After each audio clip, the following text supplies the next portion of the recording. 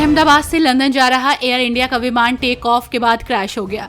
आपको बता दें कि इस विमान में कुल 242 यात्री सवार थे, जिसे लेकर सामने आई रिपोर्ट के मुताबिक विमान में सवार कोई भी जीवित नहीं बचा। विमान में सवार सभी 242 लोगों की मौत हो गई है। एबी की रिपोर्ट के मुताबिक पुलिस कमिश्नर GS मलिक ने बताया, ऐसा लग रहा है कि विमान दुर्घटना में कोई भी जीवित नहीं बचा है।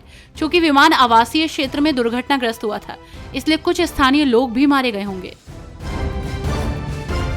अहमदाबाद में हुए विमान हादसे पर पुर्तगाल के PM लुइस मोंटेनेगो ने सोशल मीडिया एक्स पर लिखा, मुझे भारत में हुए दुखद विमानन हादसे के बारे में जानकर बहुत दुख हुआ, जिसमें पुर्तगाली राष्ट्रीयता के 7 नागरिक शामिल थे। मैं अपनी और सरकार की ओर से पीड़ितों के परिवारों के प्रति संवेदना और गहरी एकजुटता व्यक्त करना चाहता हूँ। रूस के राष्ट्रपति व्लादिमीर पुतिन ने गुजरात के अहमदाबाद में हुए यात्री विमान हादसे पर भारत की राष्ट्रपति द्रौपदी मुर्मू और भारत के प्रधानमंत्री नरेंद्र मोदी को संवेदना संदेश भेजा। व्लादिमीर पुतिन ने लिखा, आदरणीय राष्ट्रपति महोदया, आदरणीय प्रधानमंत्री महोदय, अहमदाबाद में हुए यात्री विमान हादसे के दुखद परिणामों पर कृपया गहरी संवेदना स्वीकार करें। कृपया पीड़ितों के परिवारों और उनके करीबी लोगों के प्रति अपनी गहरी संवेदना और समर्थन व्यक्त करें। साथ ही इस आपदा में घायल हुए सभी लोगों के शीघ्र स्वस्थ होने की कामना करें। बेरोजगारी के मुद्दे पर पटना में कांग्रेस का प्रदर्शन हुआ, जिसे लेकर लोकसभा सांसद दीपेंद्र सिंह हुड्डा ने कहा कि आज आपकी सीट पर बिहार के युवाओं के दिल में दर्द है।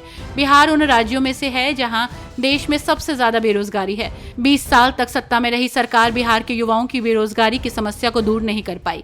इसी मुद्दे पर हमारा आंदोलन है। मुझे नौकरी दो या सत्ता छोड़ो, और आज हम बिहार में 25 जगहों पर यह आंदोलन कर रहे हैं और राहुल गांधी की प्रेरणा से पूरे बिहार में यह आंदोलन किया गया है। अहमदाबाद में हुए प्लेन हादसे को लेकर देश भर में शोक है। ऐसे में एयर इंडिया विमान के क्रैश पर उद्धव ठाकरे ने शोक व्यक्त किया। उद्धव ठाकरे ने अपनी संवेदना व्यक्त करते हुए कहा, एयर इंडिया की इस दुर्घटना और इसमें मरने वालों की संख्या भी एक राष्ट्रीय संकट है। एक पल में सब कुछ बदल गया। मां जगदम्बा दिवंगत आत्माओं को शांति प्रदान करें और मृतकों के परिवारों को इस सदमे से उबरने की शक्ति दें।